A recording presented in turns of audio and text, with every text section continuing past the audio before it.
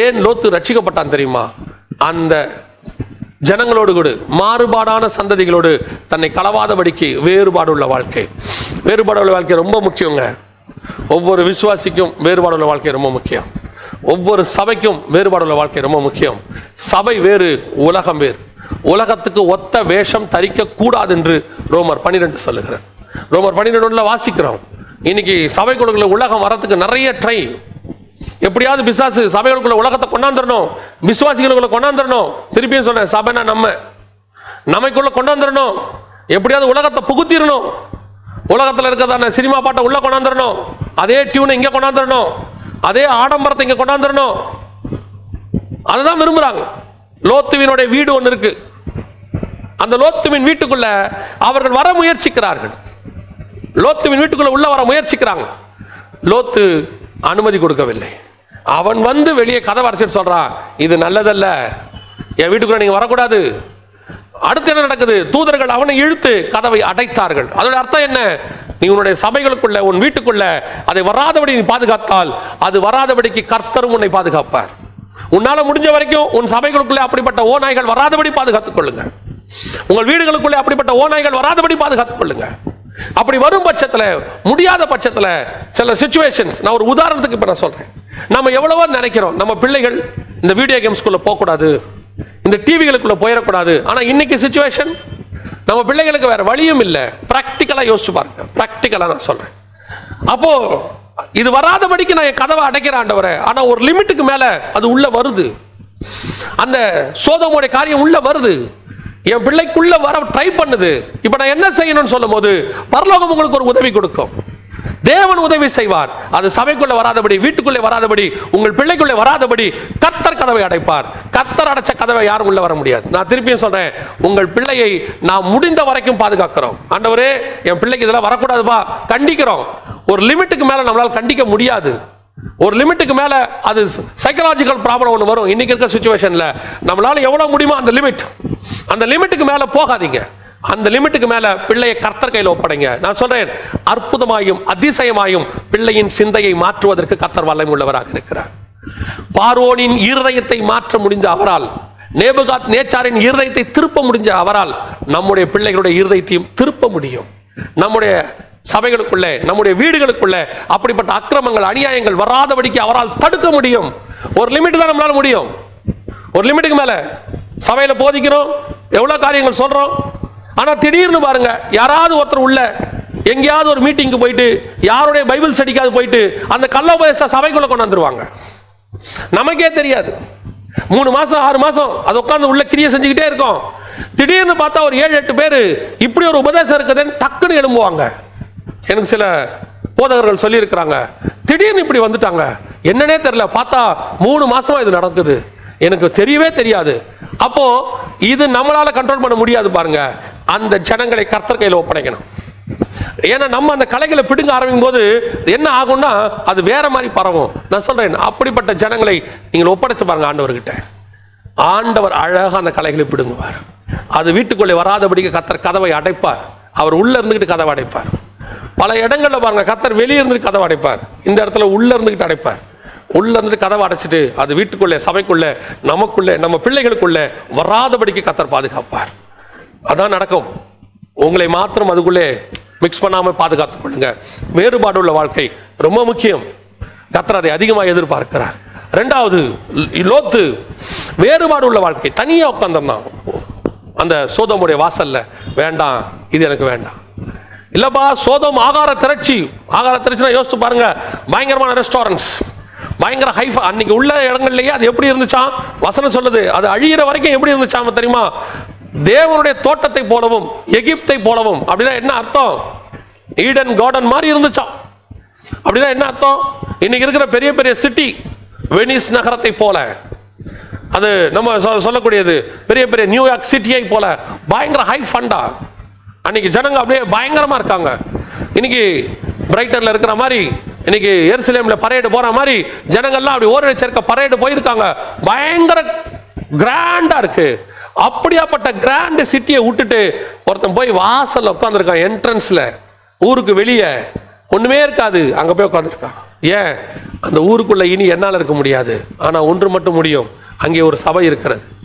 அந்த சபை இருக்கிற வரைக்கும் நான் இருப்பேன். அதான் லோத்துவினுடைய வீடு.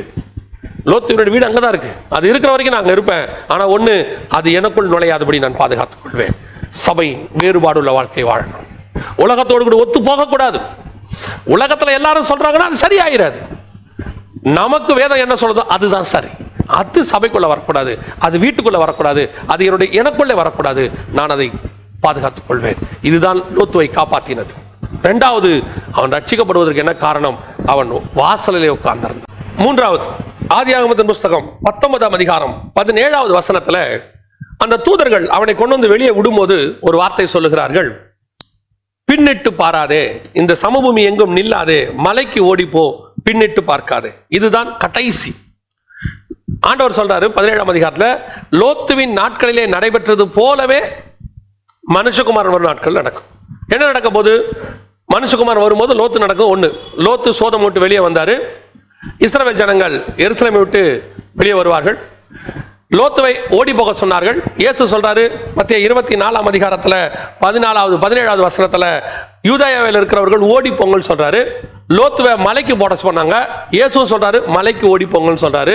இங்க அக்கினி இறங்கி பட்சித்தது. இயேசுடைய காரியத்திலும் அக்கினி இறங்கி பட்சிக்க போகுது. சேம், ரெண்டும் ஒண்ணுதான்.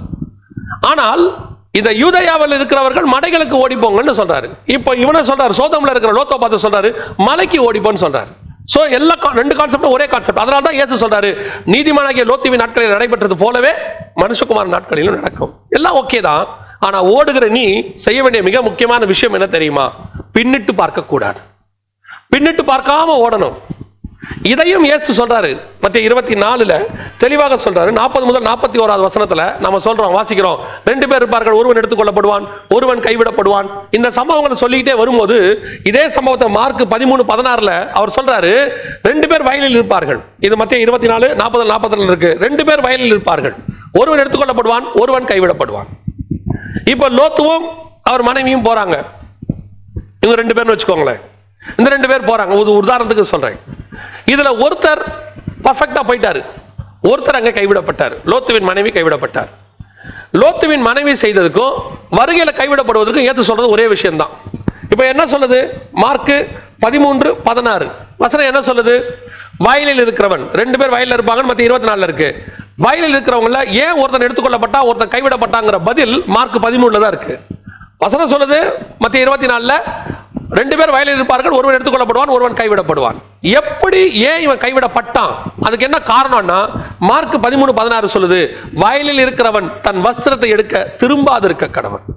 வயலில் இருக்கிறது முக்கியம் இல்லப்பா, முக்கியம், அதை விட முக்கியம் நீ திரும்ப கூடாது. திரும்பின கைவிடப்படுவேன். இதுதான் இங்க நடக்குது பாருங்க.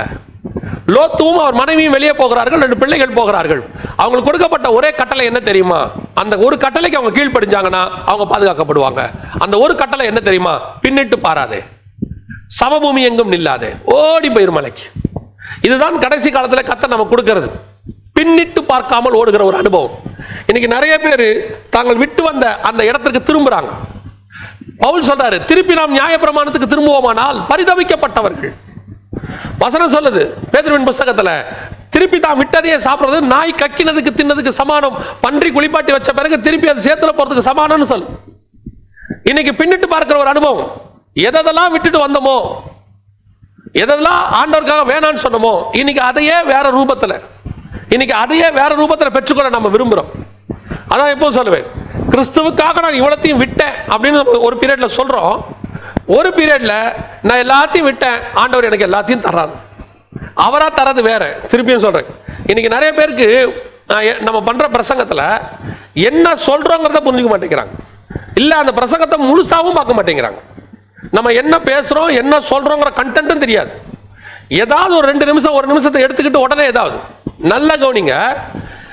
தேவன் கொடுக்கிறது வேற, நான் எல்லாத்தையும் விட்டேன் எனக்கு வேணும்னு கேட்கறது வேற. பேதுரு கேட்டாரு, எல்லாவற்றையும் விட்டு வந்தோமே எங்களுக்கு என்ன கிடைக்கும்? பவுல் சொல்றாரு, நஷ்டமும் குப்பையும் என்று எல்லாத்தையும் விட்டேன், எனக்கு என்ன கிடைக்கும்? பரலோகத்தில் உள்ளது கிடைக்கும், எனக்கு கொண்டு நியமிக்கப்பட்டிருக்கிறது. அதான் பவுலுடைய வாஞ்சை. பேதுருடைய வார்த்தை என்ன? எல்லாத்தையும் விட்டுட்டு வந்தோமே எனக்கு என்ன கிடைக்கும்? இந்த 2 டிஃபரன்ஸ் உங்களுக்கு தெரியணும். நான் எல்லாத்தையும் விட்டு வந்தப்பா. என்ன விட்ட? படகு நிறைய மீன் இருந்துச்சு, 2 மீன், அது கூட அவர் கொடுத்தது தான். 2 படகு நிறைய மீன் இருந்துச்சு, எல்லாத்தையும் விட்டு வந்துட்டேன், வேலையை விட்டுட்டு வந்துட்டேன். அப்புறம் எனக்கு என்ன கிடைக்கும்? பவுல் சொல்றாரு, அவரை அறிகிற அறிவின் மேன்மைக்காக எல்லாவற்றையும் நஷ்டமும் குப்பையும் என்று விட்டேன். விட்டதுக்கு பிரதிபலன் என்னங்கிறதா முக்கியம். அவரா கொடுக்கிறது வேற, நாமளா கேட்கறது வேற. அதான் சொல்றேன், காணிக்கையும் அப்படித்தான். காணிக்கையும் அவங்களா கொடுத்தா யார் குற்றம் சொல்ல போறது? அவங்களே உங்களுக்கு போன் பண்ணி நான் தரேன்னு சொன்னா அதை யாரும் எந்த தப்பையும் சொல்ல போறது இல்லையே. கொடுங்கன்னு கேட்கறது தான் தப்புன்னு சொல்றோம். நிறைய பேருக்கு அது புரிய மாட்டேங்குது. காணிக்கை அவர்களால் கொடுப்பது அன்பு, நாம கேட்டா அதுக்கு பேர் வேற. அதைத்தான் திருப்பின்னு சொல்றோம். அப்போ பின்னிட்டு பார்க்காத ஒரு அனுபவம் அப்படின்னா என்ன? நான் எல்லாத்தையும் விட்டுட்டு வந்தேன், இனி எனக்கு அதுக்கு வேண்டாம், ஓவர், ஃபினிஷ், அது எனக்கு வேண்டாம். அப்போ உனக்கு என்ன வேணும்? எனக்கு ஒன்று நியமிக்கப்பட்டிருக்கிறது, அதை நான் வாஞ்சையாய் தொடர்கிறேன். கர்த்தர் எனக்கு என்ன சொல்றாரோ அதை நான் செய்யறேன். கர்த்தர் என்ன எங்க போக சொல்றாரோ நான் அங்க போறேன். மலைக்கு போக சொல்றாரா நான் அங்க போறேன். இப்போ இவர் என்ன சொல்றாரு? லோத்து என்ன சொல்றாரு? என்னால அவ்வளவு தூரம் ஓட முடியாது. உன்னால ஓட முடியாதுன்னு தெரிஞ்சா அவர் உன்னை மலைக்கு போன்னு சொன்னாரு? உன்னால ஓட முடியாதுன்னு தெரிஞ்சா சொன்னாரு மலைக்கு போன்னு? உன் பலன் என்ன? உன்னால எவ்வளவு தூரம் ஓட முடியும்? உனக்குள்ள இருக்கிற ஸ்ட்ரென்த் எவ்வளவு? எல்லாம் தெரிஞ்சுதான் அவர் சொன்னாரு மலைக்கு போன்னு. இப்ப இவர் என்ன பண்றாரு? நான் சோவாருக்கு போறேன். ஏன் சோவாருக்கு போறேன்? என்னால மலைக்கு போக முடியாது. அப்படியா? மலைக்கு போக முடியாதா? போக முடியாது. சரி, சோவாருக்கு போ பார்ப்போம். சோவாருக்கு போனா சோவார் இதை விட பாவம். சோவாரின் பாவங்க ரொம்ப மோசம். அங்க போன லோத்து, ஐயோ இது சோதமோட மோசமா இருக்கு, எங்க போயிரும்? பேசாம மலைக்கே போயிரும். அப்ப மலைக்கு உன்னால போக முடியும் தானே? மலைக்கு போக முடியும் தானே? இன்னைக்கு நிறைய பேர் முடியாது, அவர் சொல்றபடி செய்ய முடியாது. அப்படியே இயேசு சொன்னதெல்லாம் பிராக்டிக்கலா அப்ளை பண்ண முடியாது. முடியும்னு சொல்லித்தான் ஆண்டவர் நமக்கு கொடுத்திருக்கிறார். முடியாத ஒரு விஷயத்தை இந்த பைபிள் நமக்கு சொல்லவே இல்லைங்க. நம்மளால முடியுங்கிறதுக்கு உதாரணமா தான் இயேசுவே வந்து அதை செஞ்சு காட்டிட்டு போனாரு. அவர் மாம்ச ரூபத்தில் வெளிப்பட்டது எதுக்காக? நம்மளால முடியும்னு. பின்னிட்டு பார்க்காத ஒரு அனுபவம். Just live that everything. பின்னாடி பார்க்காதீங்க. உங்களுக்கு பின்னாடி நடக்கிற சம்பவங்களை பார்க்காதீங்க. உங்களுக்கு பின்னாடி நடக்கிறத சோதனை பார்க்காதீங்க. உங்களுக்கு பின்னாடி பேசுறவங்கள பார்க்காதீங்க. ஓடிட்டே இருங்க. எங்க ஓடுங்க? மலைக்கு ஓடி போயிட்டே இருங்க. ஏன் தெரியுமா? அது உங்களுக்கு நியமிக்கப்பட்ட இடம். அந்த மலைக்கு போய் சேர்ற வரைக்கும் பின்னாடி திரும்பியே பார்க்க கூடாது. ஆவிக்குரிய வாழ்க்கையில் இருக்கிற நாம் சீயோன் மலைக்கு போய் சேருகிற வரைக்கும் திரும்பி பார்க்க கூடாது. திரும்பி பார்த்தோம் அவ்வளவுதான், கைவிடப்படும். நமக்கு பின்னாடி நிறைய சவுண்ட் கேட்கும். நமக்கு பின்னாடி சோதம் அழியும் போது எல்லாம் ஊனு கத்துவாங்க, அழிவின் சத்தம் கேட்கும். சோதம்ல இருக்கிற ஜனங்களாம் கூக்குரல் கேட்கும். எல்லாரும் உப்பு தூண் ஆகிட்டு இருப்பாங்க. அந்த அழுகையின் கூக்குரல் எது கேட்டாலும் திரும்பக்கூடாது, எந்த சவுண்டுக்கும் திரும்பக்கூடாது. ஏன் தெரியுமா? அந்த சவுண்டுக்கு திரும்பி பார்த்தா நீயும் அப்படி ஆயிருவேன். அந்த சவுண்டை திரும்பி பார்த்தா நீங்க என்ன ஆயிருவீங்க? ஐயோ இப்படிலாம் ஆகுதே, நீங்களும் சோதமாயிருவீங்க. நாம அப்படி ஆகக்கூடாது. அது பாட்டு சவுண்ட் கேட்டுக்கிட்டே இருக்கும், ஓடிக்கிட்டே இருக்கணும். எங்க போய் நிக்கணும்? சீயோன் மலை மேல போய் நிக்கணும். ஆனா அழைப்பு, நம்ம அழைப்பு அதான் ஆண்டவர் கொடுத்துருக்க வாக்கு தத்துவம். ஓடிரு, சமபூமி எங்கும் இல்லாது, எல்லாம் பீஸ்ஃபுல்லா இருக்கு. இல்ல இது மேல ஏறணும், கஷ்டம் தான், ஏறுங்க. உபதேசம் கிருபையின் பிரமாணத்தை ஃபாலோ பண்றது கஷ்டம் தான். யாரும் ஈஸின்லாம் சொல்லல. அந்த பிரமாணத்தை ஆண்டவர் ஃபாலோ பண்ணார். அவர் வந்து எழுதின பிரமாணத்தை அவர் ஃபாலோ பண்ணி காட்டினாரு. அதே பிரமாணத்தில் பவுல் நடந்தாரு. அவங்க 2 பேரும் அந்த மலையில ரோட போட்டாங்க. இப்போ மலையில ஏறது கஷ்டம் தான். அந்த மலையில ஏசு ஏறினாரு. ஒருத்தர் ஏறிட்டாருன்னா வழித்தடம் வந்துரும் பாருங்க. மனுஷன் நடந்தாங்க வழித்தடம் வந்துரும்ல. தொடர்ந்து 2-3 பேர் நடந்தாங்கன்னா என்ன ஆகும்? ஒரு ரூட் கிடைச்சிரும் நமக்கு. இப்படி போனா மேல போயிடலாம், ரூட் கிடைச்சிரும். அந்த ரூட்டை நடந்து போட்டு மலைக்கு மேல ஏறினவர் இயேசு. அதே ரூட்ல பின்னாடி அப்போஸ்தலர்கள் நடந்தாங்க. அதுக்கு பின்னாடி பவுல் ஏறாரு பாருங்க. பவுல் ஏறி கொஞ்சம் குறைய அவர் ரூட்லயே மேல போயிட்டாரு. இப்ப நமக்கு ரூட் கிடைச்சிருச்சு. இப்படி போனா மேலைக்கு போயிடலாம். அப்படியே போயிருங்க, அப்படியே போயிருவோம். அதான் நல்லது.